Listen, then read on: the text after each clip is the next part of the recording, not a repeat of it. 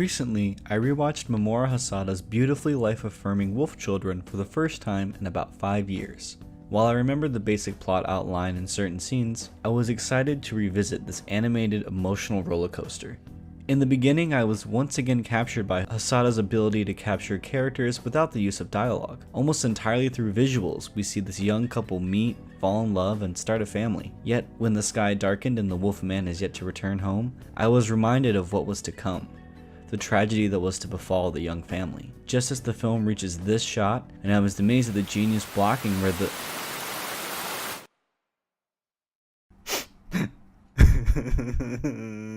This moment, where visuals and editing perfectly mixed to create a cinematic moment, brought me to tears. This moment not only confirmed my own and Hana's worst fears, but it also made me understand how this reveal affects her. Seeing her husband, the father of her children, her life partner, dead in a ditch, being scraped up by essentially trash collectors, it's devastating. The sound cuts out as her world falls apart. The only thing she can focus on is the lost life before her. She's now on her own, unable to tell anyone about her situation, and therefore can't get any help in raising these newborn wolf children. It's a tragic moment, and the film played me like a fiddle. While I continued to watch the movie, and teared up any time the beautiful score kicked in, I started thinking back on the films that had made me cry in the past and my history with emotional films. Growing up, I never really cried in movies. I cried a lot in elementary and middle school as a way to express my social anxiety, yet I never got emotional during movies. I'm not sure if it was my lack of experience and understanding keeping me from fully comprehending the situations, or if I was just being cynical to be cool, to seem like I couldn't be affected by these cheap tricks. Cut to 2013, and I'm watching 12 Years a Slave. As a 16-year-old, I snuck into the theater to watch what I had heard was the best, most brutal film of the year. Steve McQueen's haunting retelling of Solomon Northup's struggle in slavery played before my eyes, and I found myself deeply affected by its unflinching portrayal of slavery in the American South. As the film reached its climax, after 2 hours of watching a man go through the worst conditions and atrocities imaginable, I knew my resolve would soon break.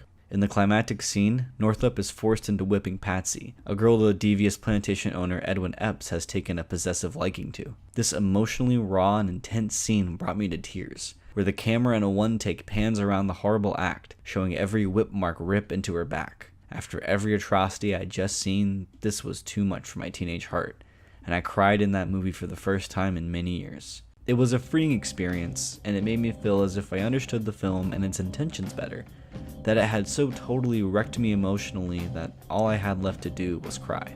12 Years a Slave is a favorite of mine, one that I have to prepare myself to watch, and whenever it gets to that whipping scene, the tears soon begin to fill my eyes as the memory of that night in the dark theater comes back to me.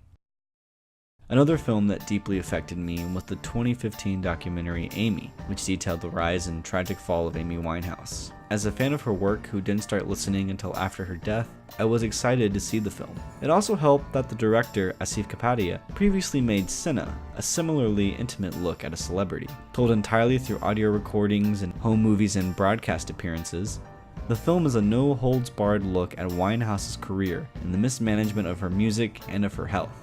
Near the end of the film, one of Amy's lifelong friends recounts how Amy had called her to tell her she was done with taking drugs and drinking. She also apologized for pushing her friends away and for treating them poorly, hoping to rekindle what they once had.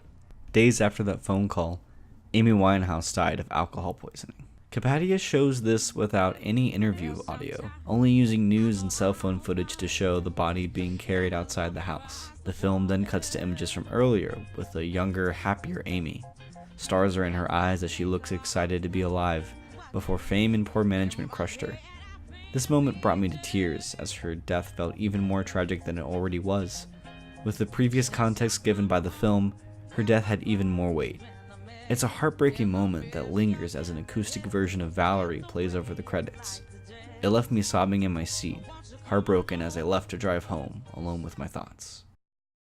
A similar film that left me sobbing at the end, but instead with happier thoughts, was 2017's Lady Bird. While I can't entirely relate to the mother-daughter relationship portrayed in this film, I have been in the room for many of the arguments depicted in the movie. I'm more like Lady Bird's dad than anyone else in the film, quietly sitting in the corner trying to not get involved while offering what little advice I can give. By the end, once Lady Bird has gone to college and on her first night ending up in the ER for probable alcohol poisoning, I found myself wondering where the movie could possibly go. It was clear that no matter what lessons she might have learned, Lady Bird is still an impulsive teen who will keep making mistakes. Lady Bird goes to church on a Sunday, as it seems to be a routine, and proceeds to call her parents. She leaves a voicemail for them, addressing her mom specifically.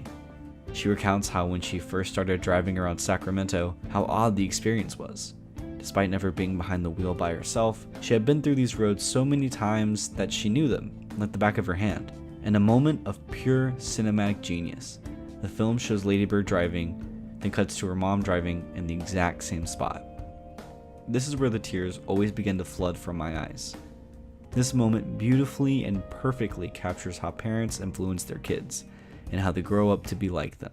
They've not only driven through the same streets, but they've also been teenage girls trying to find themselves. While Lady Bird isn't perfect and neither is her mom, they do still love each other, and now Lady Bird has a better understanding of what her mom has gone through and currently goes through.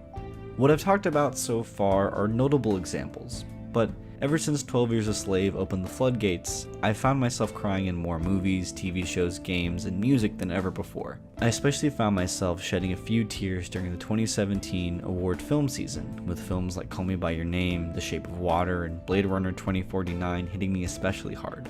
While crying is not something to brag about, as it should be a normal way to express one's emotions, I still find it fascinating the way fictional characters can evoke such strong emotions out of audiences. Of course, these emotions are triggered not just by sad events, but also through editing, music choice, framing, acting, writing, etc. So much goes into making a film, and seeing it all come together wonderfully, that's a tear-worthy event. Not only do we witness the miracle of a group of people coming together to make art that reaches the core of certain audiences, but these films are most effective at accomplishing art's ultimate goal: empathy. I have never been in any of the situations listed here. I will never be a woman married to a wolfman. I will never be a black man wrongfully kidnapped into slavery. I will never be a pop star damaged by fame, and I will never be a teenage girl trying to find herself. Yet, for 2 hours at a time, these movies and many more have helped me to better understand new perspectives and lifestyles. I have a better idea of the struggles parents go through, and can hopefully better understand how much hell my mom had to go through raising myself, let alone 2 other children, by herself. I have a more vivid understanding of the brutality and pure evil that was American slavery, a depiction that textbooks can never match. I also have a better understanding of the price of fame and how self-centered people can ruin a person's life, especially someone who is suffering from severe anxiety and depression. Roger Ebert has a quote that reads, "Movies are the most powerful empathy machine in all the arts.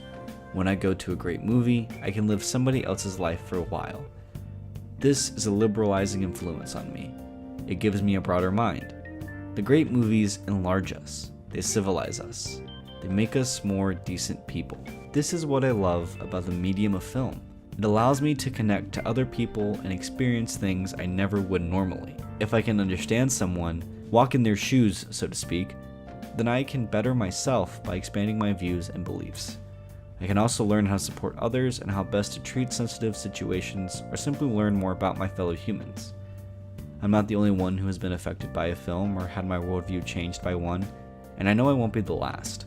So the next time I cry in a theater, which is going to happen sooner rather than later, I'll not only be admiring the journey these characters have taken, but also admire how the film allows me to understand more people and experiences from a variety of perspectives. I'll admire how this art form can still put some good into the world.